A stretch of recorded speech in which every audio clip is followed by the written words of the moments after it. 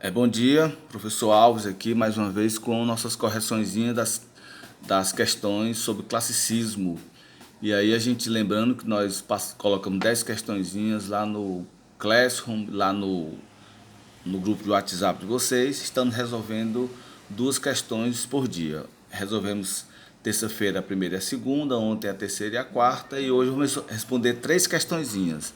A quinta, a sexta e a sétima, e amanhã a gente resolve mais três e liquida a nossa atividade. Lembrando que dessas 10 questões serão sorteadas cinco questões para a nossa competição literária, que na verdade é uma nota avaliativa, né? Que a gente vai realizar segunda-feira, 8h40, lá no nosso canal Beat, tá? Lembrando que, primeira questão, nós tivemos o gabarito, a letra D, né? Preocupação de Camões com os Lusíadas, é o destino de Portugal. Depois nós temos os dois autores do classicismo português, Francisco Sá de Miranda, Luís Vaz de Camões, letra D. Depois nós temos o Velho de Restelo, né, que é aquele pessimista que representando o tempo passado, né, se opõe à modernidade lá de Camões, lá do Renascimento. E depois as datas 1527 e 1580, letra D de dado, que foram as datas, o marco inicial e final. Então estamos hoje diante da quinta questão. O soneto camoniano é composto por... Ora, o soneto camoniano é igual ao soneto tradicional, normal, naquele que veio lá da Itália, inventado por Francisco Petrarca e levado para Portugal por Francisco de Sá Miranda, né? Ele possui dois quartetos e dois tercetos, ou seja, 14 versos distribuídos em duas estrofes de 4 versos e duas estrofes de 3 versos. Na sétima questão nós temos um soneto e a gente vai provar, vai mostrar também, vai lembrar essa divisão do soneto camoniano, tá ok? Então, portanto, letra A de amor para a questão de número 5. Questão de número 6 é bem interessante, viu? O classicismo, né, do Renascimento é a face literária do Renascimento, movimento de renovação científica, artística e cultural que marcou o fim da Idade Média e o nascimento da Idade Moderna na Europa. Nós estamos aqui no século XV, século XVI, perdão, a partir de 1500. Teve início em 1527 e suas principais características foram o culto aos valores universais, o belo, o bem, a verdade e a perfeição, e a preocupação com a forma, a preocupação com a metrificação, com rima, essas coisas que a gente conhece que transforma a poesia numa espécie de grade para o pensamento do poeta. Tais valores aproximam o classicismo de duas escolas posteriores, ou seja, que vieram depois. Quais são elas? Nós temos aqui na letra A, barroco e simbolismo, vieram depois, né? Mas o barroco trabalha exatamente com a questão do arabesco, né? Que foge à questão que foge ao padrão clássico, né? Então o barroco está mais voltado para o feio, né? O feio na literatura, o arabesco, as entradas, tá? E o simbolismo posteriormente vai se ocupar, apesar de se preocupar com a forma, a preocupação maior do simbolismo vai ser com os sonhos, né? A questão onírica, questão religiosa até. A letra C nós temos romantismo e modernismo, vieram depois, posteriores, mas o romantismo se opõe aos clássicos e o modernismo também. O modernismo, inclusive, não tem sequer preocupação com a forma, né? Vai se implantar a nova forma de fazer poesia, os versos brancos, ou seja, sem rima, os versos livres, ou seja, sem necessidade de uma métrica, né? O primeiro verso pode ter 10 sílabas, o outro pode ter 20, o outro pode ter 3, não importa, para o moderno não importa essa questão formal. Na letra D, trovadorismo e humanismo vieram antes do classicismo, então não pode ser letra D. E letra E, realismo e naturalismo, na verdade é a mesma escola, né? Nós não temos a preocupação com a forma, porque o realismo e o naturalismo se preocuparam apenas com a questão romanesca, a questão de criar narrações, né? Ou seja, a fabulação. Então nós não temos a poesia, pelo menos aqui no Brasil, não temos a poesia dentro dentro do realismo naturalismo. E quando temos em Portugal, lá com Cesário Verde, por exemplo, nós vamos ver uma poesia sem grandes preocupações formais. Então o correto aqui seria a letra B de bola, né? O arcadismo, que é chamado de neoclassicismo, um retorno aos padrões do classicismo, e o parnasianismo, cuja única preocupação é com a forma poética, tanto que o parnasianismo tem o lema a arte pela arte, ou seja, de acordo com os poetas parnasianos, a poesia existe com uma única finalidade a arte existe com a única finalidade de representar a arte. Então a poesia não possui temas, a poesia possui descrições, né? A descrição de um vaso, a descrição de um quadro, ou seja, a poesia parnasiana é baseada exatamente nessa questão da preocupação com a forma. Então, na letra B de bola, nós temos o gabarito da nossa questão 6, ou seja, os valores clássicos e a preocupação com a forma aproximam o classicismo do arcadismo e do parnasianismo. Show de bola, né? Então aqui na sétima questão nós temos o soneto, ó.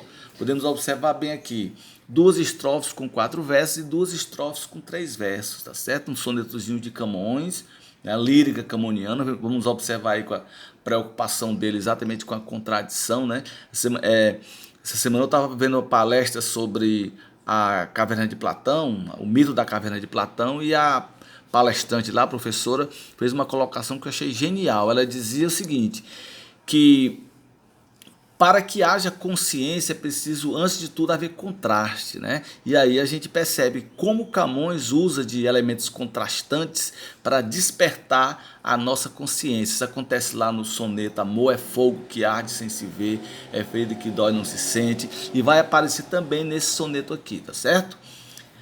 Mudam-se os tempos, mudam-se as vontades, muda-se o ser, muda-se a confiança. Todo mundo é composto de mudança, tomando sempre novas qualidades. Continuamente vemos novidades, diferentes, em tudo da esperança. Do mal ficam as mágoas na lembrança e do bem, se algum houve, as saudades.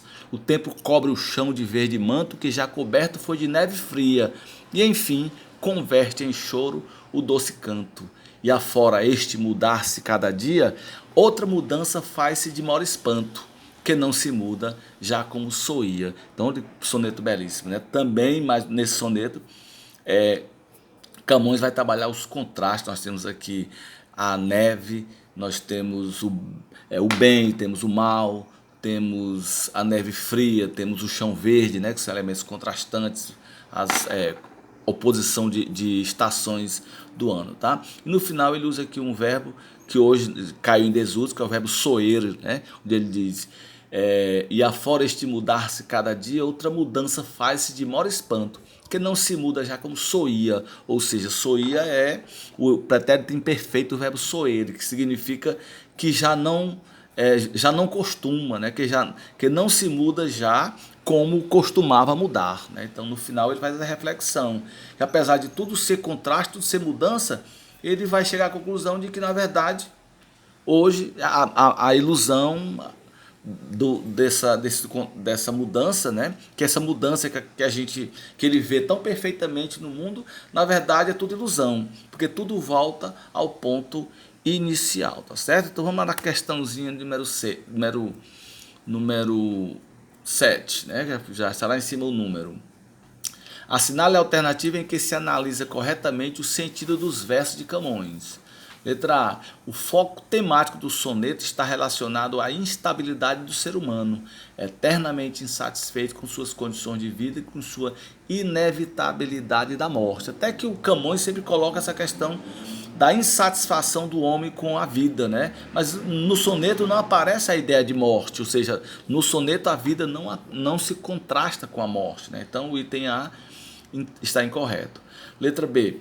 Pode-se inferir a partir da leitura dos 2 tercetos que, com o passar do tempo, a recusa da instabilidade se torna maior, graças à sabedoria e à experiência adquiridas. Então, o soneto ele não trabalha com essa perspectiva dessa recusa da instabilidade. Pelo contrário, é uma reflexão sobre a instabilidade, sobre a mudança que as coisas tendem a acontecer com as coisas, né? Com o mundo, com as estações do ano, etc, etc, né? Então, letra B também é incorreta. C. Ao tratar de mudanças e da passagem do tempo, o soneto expressa a ideia de circularidade, já que ele se baseia no postulado da imutabilidade. Ele até que nós vamos perceber que ele vai, no finalzinho do soneto, ele vai trabalhar com essa questão da circularidade, ou seja, a vida como um elemento cíclico, como uma roda de bicicleta, por exemplo, que roda, que gira, gira e para sempre no mesmo ponto, né? A astrologia, né, está aí para nos mostrar isso. As próprias estações do ano estão para isso, nos mostra isso. Mas o soneto se baseia exatamente no postulado da instabilidade, não da imutabilidade, que seria a propriedade de as coisas nunca mudarem. Então, letra C também não pode ser correta. Letra D. Na segunda estrofe, o eu lírico vê com pessimismo as mudanças que se operam no mundo, porque constata que elas são geradoras de um mal, cuja dor não pode ser superada. Repitamos, mais uma vez, o poeta não está preocupado não vê isso com pessimismo, ele não vê isso como algo mal ao homem, pelo contrário, a mudança ela pode ser até benéfica na medida em que o homem pode se adaptar e, consequentemente, mudar. Lembremos aqui daquele postulado lá da professora de filosofia, que disse que o contraste ele existe exatamente para gerar a consciência, né? Gerar as nossas consciências.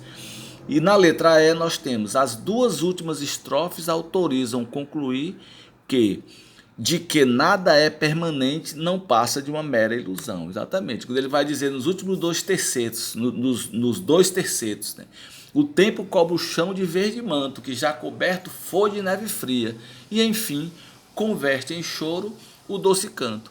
E afora este mudar-se cada dia, outra mudança faz-se de mora espanto, que não se muda já como costumava mudar, ou seja, como soia, tá certo? Então ele vai, nesse terceto, a gente percebe nitidamente que essa mudança, ela não passa de uma ilusão, porque é questão cíclica, né? Tudo volta ao ponto de partida, portanto, a letra E é o gabarito da nossa questãozinha, tá certo? Então resolvemos 3 questões hoje, amanhã a gente resolve as outras 3, e aí é só estudar para nossa atividadezinha de segunda-feira. Tenham todos um bom dia e até amanhã, se Deus quiser.